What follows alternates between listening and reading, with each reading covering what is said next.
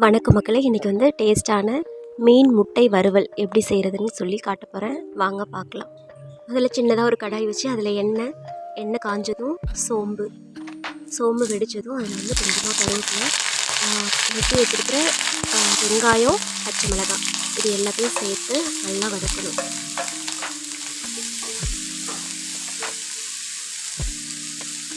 வெங்காயம் வதங்கிட்டு இருக்கும்போதே இதுக்கு தேவையான அளவு கொஞ்சமாக உப்பு, மஞ்சத்தூள், லைட்டாக ஒரு 1/4 ஸ்பூன் அளவுக்கு மிளகாத்தூள் வந்து சேர்த்துக்கலாம். இதில் வந்து பெப்பரும் சேர்த்துக்கலாம், ஆனால் நான் மிளகாத்தூள் சேர்ந்து சேர்த்துருக்கேன். இப்போ வதங்கினதுக்கப்புறம் இதை வந்து மஞ்சத்தூள் போட்டு, இந்த மீனோட இந்த சனப்புன்னு சொல்லுவாங்க, இதை வந்து நான் மஞ்சத்தூள் போட்டு க்ளீன் பண்ணி வச்சுருக்கேன். இதையும் வந்து இதில் சேர்த்துக்கலாம்.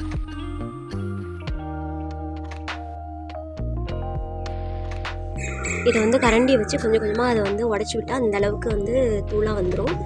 இதோட இன்னும் கொஞ்சம் குவான்டிட்டி அதிகமாக இருக்கிறதுக்காக நான் கொஞ்சம் ஒரு முட்டையும் வந்து சேர்த்துருக்கேன்.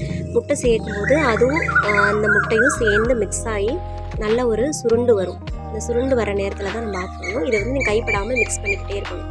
மிக்ஸ் பண்ணும்போது இந்த அளவுக்கு எல்லாமே சுருண்டு வந்துச்சுன்னா இந்த முட்டை வறுவல் வந்து ரெடி ஆகிடும். அவ்வளோதான் மக்களே, டேஸ்ட்டான முட்டை வறுவல் வந்து ரெடி ஆகிடுச்சு. ரொம்பவே டேஸ்ட்டாக இருக்கும். ட்ரை பண்ணி பாருங்கள்.